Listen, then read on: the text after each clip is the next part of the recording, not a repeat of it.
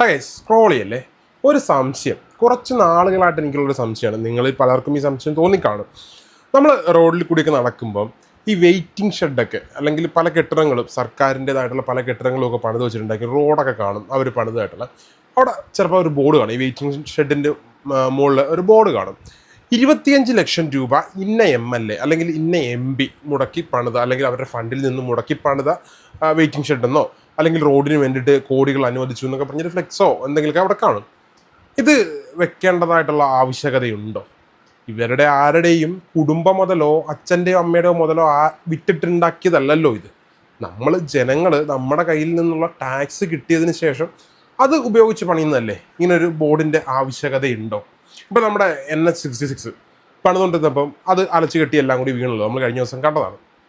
അത് വീഴുന്നതിന് മുമ്പ് തന്നെ നേരെ ചൊവ്വ പണി പോയിക്കൊണ്ടിരുന്നപ്പം ക്രെഡിറ്റ് എടുക്കാനൊക്കെ ഒരുപാട് ആൾക്കാരുണ്ടായിരുന്നു. ഇപ്പം അവർ പറയുന്നത് ഞങ്ങൾക്കൊന്നും അറിയാൻ പറ്റില്ല, ഞങ്ങൾ സ്ഥലം മാത്രമേ എടുത്തിട്ടുള്ളൂ എന്ന് ഇവിടെയുള്ളവർ പറയുന്നു.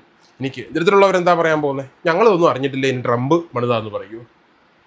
ഇത് നമ്മുടെ ടാക്സ് കൊണ്ട് പണിതാണ്. ഇപ്പോൾ ഇടിഞ്ഞു പോയതാണെങ്കിലും ആ പോയത് മുഴുവൻ നമ്മുടെ പണമാണ് അല്ലേ? നിങ്ങൾക്ക് എന്താ തോന്നുന്നത്? ഇതിനെപ്പറ്റി ഒരു അഭിപ്രായം എന്തെങ്കിലും ഉണ്ടെങ്കിൽ ഒന്ന് കമൻറ്റ് ചെയ്യുക. അല്ലെങ്കിൽ വിട്ടേരി പോട്ടെ. എൻ്റെ ഒരു ചെറിയ സംശയം ഷെയർ ചെയ്തേ ഉള്ളൂ. ബൈ.